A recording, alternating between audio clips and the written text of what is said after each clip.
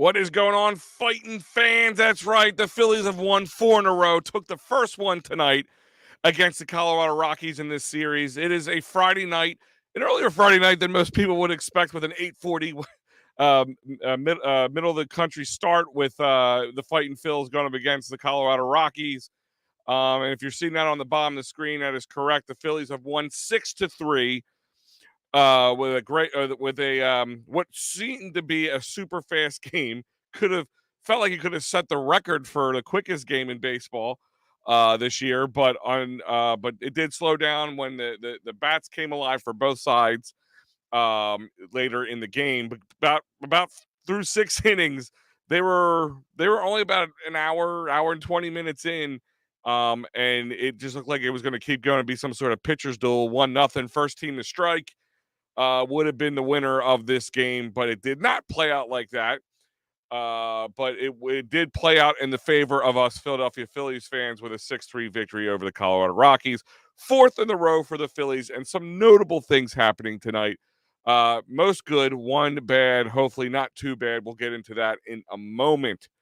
But real quick, guys, I want to remind you that this is brought to you by Dolan's Bar. Doladelphia is back, and it's back tomorrow, May 13th, 1 to 8 p.m. over at Dolan's Bar, 24 East Sellers Avenue in Ridley Park. I will be there. A lot of EOP members will be there.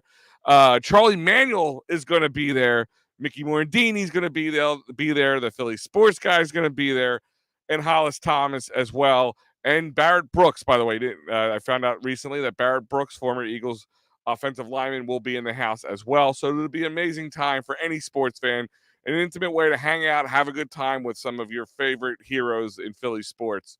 So we'll be able to get to that later. But I will be there tomorrow, so I get to see you guys, hopefully, at Dolan's, again, 24 East Sellers Avenue in Ridley Park. All the action starts at 1 o'clock.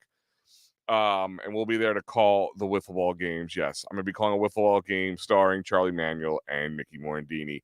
I've made it. I've made it. I finally made it. No, but guys, comment along. Let me know how you feel. Like I said, it was an 8:40 start. It is 11:06, and our games ended a few minutes ago. So we'll just say 11 o'clock to round it up. So, 2 hours and 20 minutes for a baseball game. That's the pitch clock in action. But these guys were dealing. So let's get into the pitching first. Let's start on the Colorado side of it. Gomber started off, who's been pitching very well for the Rockies. He went 6 2/3 innings, let up 5 hits, 3 runs, 3 earned runs, gave up no walks, struck out 6, and allowed 2 home runs, which we'll talk about. 2 blasts one from Alec Boehm, who was desperate need of one, as well as another person in desperate need of a good hit and a good AB. Kyle Schwarber had one too, and he is boasting a 6.30 ERA right now. But as of lately, the Rockies have been playing some very good baseball. But on to the Phillies side, and we'll get into the bullpens for both teams. Well, that's where things kind of get dicey for the Rockies, but great for the Phillies, because Walker comes out, has another really good start. 6 innings pitched, scattered up 7 hits, 3 runs, 3 earned runs, no walks. Again, for the second time in a row for him. It's 2 games in a row that he hasn't let up a walk. 3 Ks, no home runs, and he's boasting a 5.75 ERA. Matt Strahm comes in for his first relief in the season. He's been moved back because our boy Ranger Suarez will be back on the mound tonight. Apparently, they're going to have about a 75-80 pitch limit, I guess you want to call it right now. As of right now, depending, I guess, on how he looks and how he feels. As we all know, that can change as the game goes on. But Matt Strahm comes in, pitched 1 inning, let up 1 hit, 1 strikeout, and he's boasting a 3.03 ERA, which, as I noted, this is his first inning in the bullpen of the season. Sir Anthony Dominguez comes in and pitches 1 inning, lets up 1 hit, 1 strikeout, boasting a 4.41 ERA, and Craig Kimbrell with another save, inching his way closer to that 400 marker, looking a lot more stable than maybe the last time I did a Phightins final with you guys. Because I was questioning not this Wednesday, but the Wednesday before on EOP Live Wednesday night. One of our big topics was Craig Kimbrell cooked, which is a mouthful to say by itself. But obviously, he's making me look silly, and I'm glad. These are the times in my life I'm okay with being wrong. Don't tell my wife that. And happy Mother's Day to my wife, and early Mother's Day and Mother's Day weekend to my wife, my mother, my sisters, my aunts, and all that, friends, wives, all that stuff. And hopefully, all you guys and your mothers have a hell of a weekend, and take care of them. They take care of us. So that is the bullpen in a nutshell. The whole pitching for the Phillies in a nutshell. That's over 9 innings pitched, only 10 hits allowed, 3 runs, 3 earned runs, and 8 total strikeouts, which keeps it at 3 for the Phillies. And let's go back over to Colorado for a second. Lawrence steps in relief for Gomber, who went 1.1 or 1 1/3 inning, let up 2 hits, 3 runs, 2 earned runs, 1 walk, 2 K, and 2 strikeouts. Brad Hand, that is, former Philly of last year. He he went in 1 inning and struck out 3. Looked good. You know, we all know how Brad Hand can be. He could be really good or really bad and streaky. But he's posting a 2.93 ERA on the season with the Rockies. And that's a total innings pitch of 9 innings, 7 hits, 6 runs, 5 earned runs because of the error, which we'll talk about in a minute when we get to the offense, the scoring plays here that allowed the Phillies to win 6-3 over the Rockies. 11 and a total of 11 strikeouts, and two home runs given up, and those will be the difference makers plus Bryce Harper. And we'll talk a little bit about Mr. Harper now. Real quick, guys. I said some bad things. There's one thing we're going to keep our close eye on and stick to Edge of Philly Sports. We will update you as we get updated on this situation. And sometimes bad things just happen in life. And, you know, that's why when it does happen and you need a little legal assistance, I go to David R. Cherry at 610-565-0300 or go to cherryinjurylaw.com. Workers' compensation, motor vehicle accidents, personal injury, criminal law, you name it, he will fight for your rights. That's right. That man is David R. Cherry at 610-565-0300, cherryinjurylaw.com. So like I said, let's get into the scoring of across the board here for the Philly, or for the entire game for the Rockies and the Phillies. Like I said, this game, they were cruising through. I remember looking down at my phone, and they were in the 4th inning in around 40 minutes, like less than an hour. And I know they said it probably on the broadcast a couple times. This game looked like it could have been done in an hour and 20 minutes if both pitchers pitched at the way they were going and they didn't have to stop and not a lot of offense or pitching changes. Could have been very much been that way and been the fastest game in baseball. But it did not turn out that way. So let's go. The scoring started in the 6th with C.J. Cron hit a sacrifice fly and scored Profar, which makes it 1-0 Colorado. Alec Boehm didn't like what he saw there. So in the top of the 7th, next inning, he hit a long, almost dead center field, left center field bomb, which made it 1-1 tied game, Phillies and Rockies. And like I said, that was the first time our boy Alec Boehm hit a home run in a while, so it was good to get that. And I believe his family was in the stands, so it's good that they got to see that in action. But that wasn't it. That wasn't it. In that bottom, I think the top of the 7th, Kyle Schwarber said, "You know what? I want to hit myself a home run too." That's right, fly ball. I'm sorry, no, that wasn't a home. Yeah, I'm sorry. Not the Kyle Schwarber hits a home run. That's 9 on the season for him. It scores him and Nick Castellanos, making it a 3-1 Phillies up in the top of the 7th. Bottom of the 7th, couple miscues on defense. That's when we're actually, and I'm kind of going out of order a little bit here, but that's when JT was pulled because JT in the beginning of the game tried to stretch a double into a triple and ended up getting out. and ended up jamming his right pinky finger. They took his batting glove off. It looked like they're checking him out, but he did come back and catch. So all looked well. But later in the game, he gets one of the next at bats for him. He gets pulled. They put in Garrett Stubbs, and Garrett Stubbs finishes the game. And that's where this comes into play because Garrett Stubbs misses a key moment, misses a strikeout ball, lets it go past him. Was there was a pass ball on him, allows them to stay alive, and some shenanigans goes down, and Ryan McMahon scores to make it 3-2 for the Rockies, and then a sac fly on scores Tovar.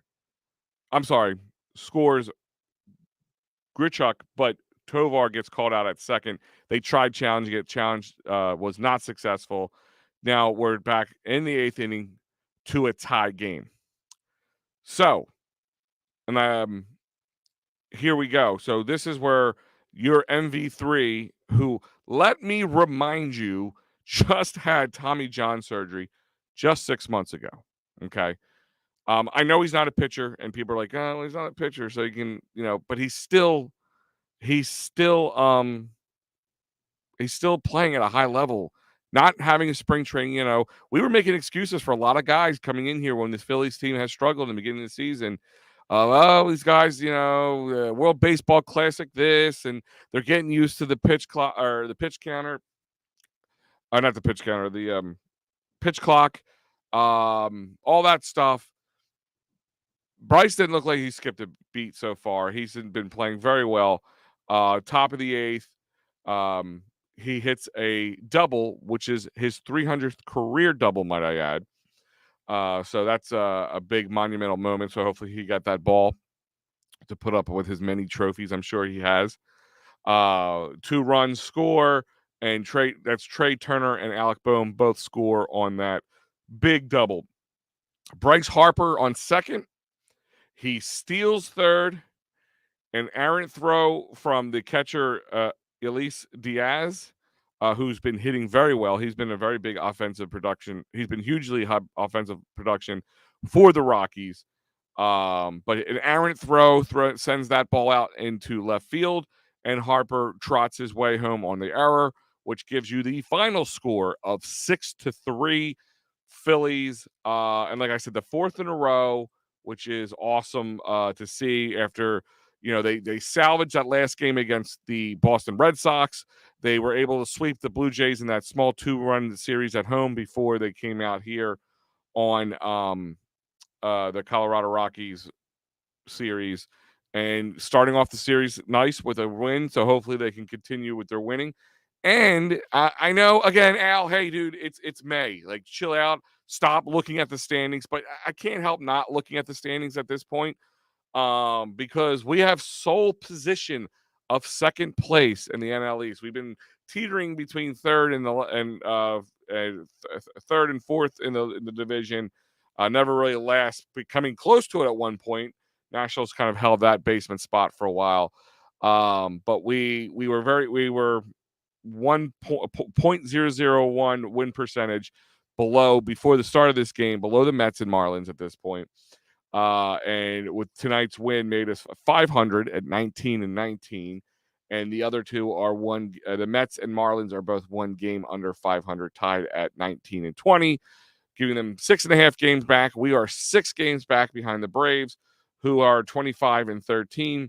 So, and you're gonna be like, Al, why are you standings watching? But we're gonna get to that in a moment. I'm gonna also remind you that Philly Sports Trips, this graphic's going to be a little outdated, but it's okay. There's a reason for it because we have a new ones coming out. They're being worked on as we speak. The Eagles or the NFL schedules have dropped, but the Eagles especially, because that's what we care about here at Edge of Philly Sports. And so that means the Philly Sports Trip schedule has dropped. So these to be determined, a lot of them, 4 of them to speak of, have been locked up and situated. The other 5 are being worked on, because once that schedule drops, Vince and the team over at PhillySportsTrips.com jump all over it.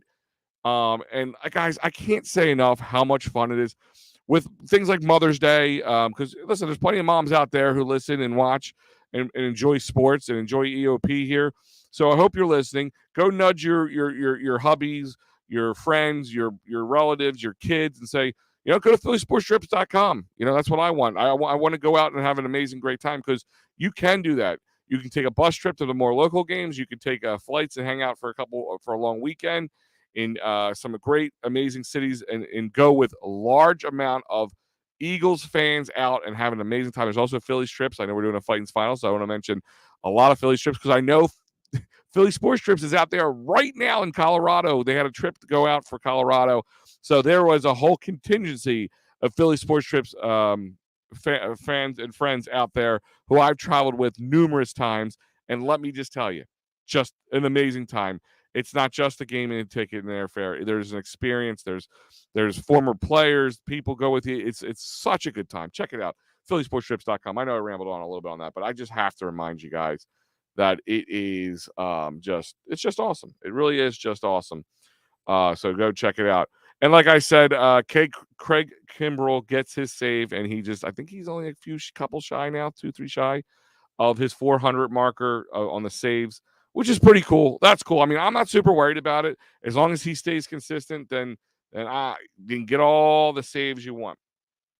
But let's jump in. Let's look around the league in a quick moment here, just to get you guys all caught up on what's going on today, May 12th, Friday, May 12th, the start of Mother's Day weekend for you, as I just mentioned just earlier.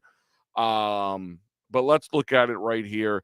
Start off, Cincinnati beat the Miami Marlins 7-4, helping us get in. This is where I said scoreboard or standings watching was important.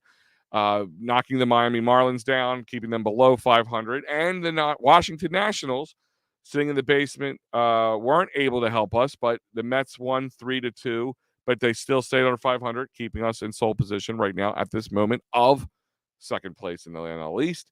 The Baltimore Orioles, who've been hot lately, as well as the Pittsburgh Pirates, who have been hot, sitting at 21-18, and the Baltimore Orioles are 25-13. But Orioles win this match tonight 6-3. Another hot team, and the AL East has just been hot all around.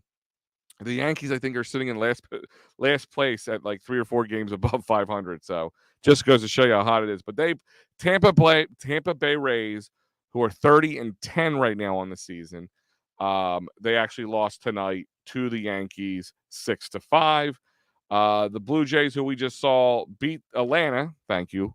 3-0 tonight. Cleveland lost to Los Angeles Angels 5-4. Angels are having over 500, have a little bit better season right now. Let's see if that holds up. St. Louis beat the St. Louis Cardinals beat the Boston Red Sox 8-6. Chicago won against the Twins 6-2. And Milwaukee beat the Kansas City Royals 5-1. And of course, let's get into the games that are still going on right now. In the bottom of the fourth, Houston is tied with Chicago White Sox 1-1. That's in Chicago right now. Arizona and San Fran are tied at the bottom of the fifth, 4-4. That's out in the desert. Currently Oakland A's, at one point will soon be the Las Vegas A's or Vegas A's. Wonder how they name that, but they are also tied 4-4 with the Texas Rangers. And that's in the top of the sixth right now. And the LA Dodgers are up 2-0 on the San Diego Padres in the bottom of the fifth. And that is your out-of-town scoreboard here tonight on Edge of Philly Sports. And just keep an eye. Like I said, a lot of good things for the Phillies tonight. The one thing was for those who are just joining us, JT Realmuto did try stretching a double into a third early into the game. Ended up getting called out, and in the process jamming his right pinky finger, which is his throwing hand. He was able to, they worked on it. They were looking at it. I don't know if they were like relocating it or just massaging it out or whatever it was. But he was able to come back out and catch for a little bit. But by the next come around to his batting position, they took him out and ultimately said he was out with a sprained pinky. So I don't know if he's day-to-day right now. I'm sure they're going to be talking about it on the Phillies post game, but I can't hear that. So I'll keep you guys up once I see it on Twitter and or on the website here. But Right now, he is out. He left the game due to a sprayed pinky. Hopefully, nothing to worry about. Um, but guys, I talked about with you, Mother's Day, and how many of you guys out there, girls, guys, gals, girls, doesn't matter because moms have daughters too. Mom's a sports fan. You know, did you forget that Mother's Day is this weekend? Because I've said Mother's Day a few times, and I've talked to quite a few people today, and a couple of people I heard that. Oh, wait, what? What can I get from Amazon real quick? What can I go to the store and buy real fast? Just chill out, relax. Let me help you out here. Real simple. It's real simple. You don't even have to leave your chair. You just pick up your smartphone, go to your computer, go to sherrystickets.com. You don't have to do anything but go purchase the tickets for any sports, concert, or theater events that mom or anybody that you need to buy a present for. Father's Day, we all know that's not too far away because that's right, about a month away from now. I'm sure plenty birthdays, graduations. You're just looking for something special to do than just buying that Amazon wish list. Send your favorite sports fan to a Phillies game or hard to get Sixers playoff tickets. Hopefully, more to come if need be. Concert, theater, you name it, they got it. Great second market prices. The price you see on the screen is the price you get, and there's no hidden fees. Just I'm putting it out there. There's no hidden fees. So if it says $100 on the screen, you're not going to get bamboozled with an extra $50 to $60 surcharge at the end, and you get to settle out. You get to save yourself an additional 10% off by using that great promo code EOP10. That's right. Promo code again is EOP10. Save 10% at sherrystickets.com. Yeah, guys, like I said, Mother's Day, it's coming, so check it out. That's about it for tonight. Like I said, your final of tonight for your Phightins final, 6-3 Phillies, fourth game in a row win streak. Hopefully they can keep this going. Rockies have been playing better baseball, but this is an opportunity. And I'm going to get into that with you guys real quick because before we end this, I talked a little bit with my partner, Joe Sheeran, earlier this week on EOP Live Wednesdays at 8:30. And also, don't forget the rest of the schedule here. I'll throw it up on the screen. Plenty here going on. These are a lot of your live shows. Don't forget, we have plenty of 2024 draft content already. College football content as it is right now on our YouTube page. We post it on our Facebook. Follow us on Twitter. Tweet at us. Talk with us. Be part of it, man. We want to hear what you have to say. When we're live, and I'm live right now, throw some comments. I want to talk to you. I want to hear. I want to get your feelings. I want to see what you're saying. I want to get your point on it. Yeah, maybe we disagree on something. I want to hear about it. And also go to eopsports.com. Check out plenty of articles that are constantly up there, plus all the great shows. Learn about the guys on the network. We have a lot of new things coming. A lot of big growth changes here, and I am excited to be part of it here at EOP Sports, Edge of Philly Sports. Check it out. So you go, Al, what are you talking about, man? All right, I get it. We use standings, their sole position, second place. Why is this important? I'll tell you why. Right now, they have in the month of May, and this just brings us from May to the beginning of June, June 4th to be exact, which is my mother's birthday, which I might use sherrystickets.com because she's a huge Phillies fan. I'll let you know what game I pick. So like I said, they're in this game with the series with the Rockies. They stay on the West Coast, they stay out west, I should say, and move further in the West Coast and go into San Fran and play the Giants. That's Monday, Tuesday, Wednesday of this upcoming week. And then they return home for a series against the Cubs, another series at home against the Diamondbacks. And that brings us to May 24th, just 12 days away from now. Okay, Al, I don't understand why you're telling me this. Well, let's get to it. Then we go into a divisional gauntlet. That's right. We haven't played our division very much yet. To be honest, we've only played Miami once. Well, that changes after May 24th. Thursday, May 25th, opens up a 4-game series in Atlanta. So not just against our division, but away in Atlanta, 4 games, which jumps right over to a 3-game series against the Mets in New York, and then a 3-game series against the Nationals in Washington. So that's from May 25th to June 4th. We will be away against divisional rivals. Now, you're like, Al, 3 of those games are against the Nationals, but it's divisional rivals. We got to see how hopefully this team stays playing well. That's why I'm saying they got to take advantage of playing against A Giants team who's mediocre right now, not blowing the doors off anybody, but playing Chicago, playing okay baseball too. Diamondbacks, but when we get into these divisional players or these divisional teams and games, this is going to be a division game. You need a good run of baseball between here and early June could be the difference of sitting nice and pretty in first place or sitting real deep in our division. So, like I said, I'm just looking at the standings, and that's why I'm looking at it, because that's how the schedule was laid out.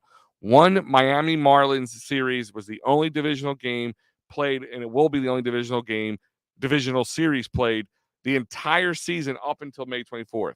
So, in this entire season, since the beginning of April and into most of May, we've only seen a divisional rival once. So that tells us that things are going to heat up, and hopefully guys who play better in June, Kyle Schwarber, he starts to heat up, and all the other guys continue to play. And another thing I wanted to point out, I tweeted out earlier. I said, we all call Nick Castellanos, Nicky Bats. But he might be changing his name to Nicky Gloves, the way he made an amazing sliding defensive play. And he continues to play good defense, which was a knock on him coming in here. Like, oh, two guys are paying a lot of money whose defense is kind of And Kyle's has been okay for the most part out in left field. But Nick Castellanos is covering a lot of ground now, especially in Colorado. It's a lot of outfield out there. So, just I'm proud of him. I'm happy for him too, because a lot of people were down on him pretty quickly. I mean, he didn't have the greatest of 2022 series, even though he had some key moments in the postseason. But overall, consistency was an issue for him. He was first pitch swinging at everything, hacking away. Just didn't seem too comfortable in his skin, in his position. But he got to work with our hitting coach Long, and it just seems to be a much better player, all around player, defensively, offensively. He just seems comfortable at the plate when he sits down. He's not uptight. He's not swinging every time something doesn't go his way. He's not turning back and arguing with the ump. He's not looking for easy way outs to walk or anything. He's just putting bat to ball, making great contact, getting home runs, getting some extra base hits, just playing some amazing baseball right now. And I can't say enough about how Nick Castellanos has really stepped it up. Batting a 313. Real quick, I'm going to run down the stats tonight for your Phillies, and I'm going to go down by batting order. And your shortstop tonight and leadoff hitter was Trey Turner, who extended his hitting streak to 11 games.